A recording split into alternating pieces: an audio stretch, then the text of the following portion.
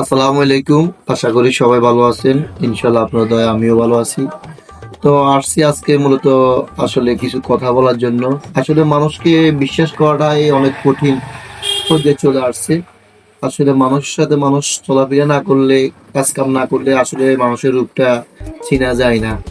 তো আসলে আমি এমন একটা সমস্যায় পড়ছি। আমি না, আমার এক ভাই, আমার বন্ধু, নিজের ভাইয়ের মতন আমি ওনাকে দেখি।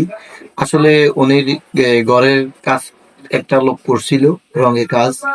তো উনি বিশ্বাস করি ওনাকে ঘরে জায়গা দিয়েছিল এবং কাজটা দিয়েছিল।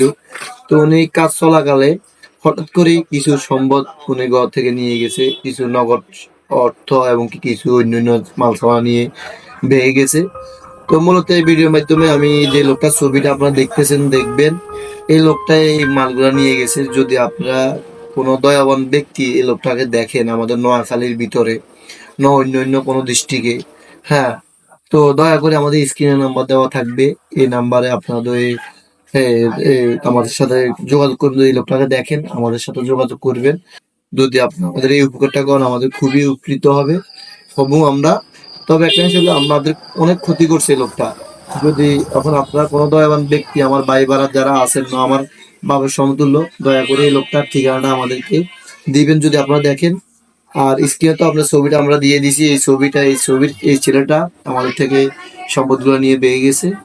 আর আমাদের নম্বরটা দেওয়া আছে। তো এই সবাই যে যেখানে এই ভিডিওটা দেখবেন অবশ্যই একটু খেয়াল করবেন আশেপাশে এই লোকটা দেখেন কি না। যদি দেখেন তাহলে আমার স্ক্রিনে নাম্বার দেওয়া আছে, আপনারা দয়া করে এই নাম্বারে একটু যোগাযোগ করবেন।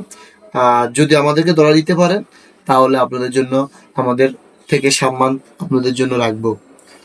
তো সবাই ভালো থাকবেন, ইনশাল্লাহ একটু চেষ্টা করবেন। আপনার যে যেখানে বসেন না কেন, যে যেখানে কি যা কিছু করেন কেন, একটু ফলো করবেন। আশা করে আপনারা যদি পান কেউ খোঁজ, তাহলে আমাদের এই নম্বরে যোগাযোগ করবেন। কারণ আজকে আমার বিপদ, কালকে আপনার বিপদও হতে পারে। আজকে আপনি আমাকে সহায়তা করবেন, কালকে আপনাকে করবো। ভাই, আল্লাহ হাফেজ।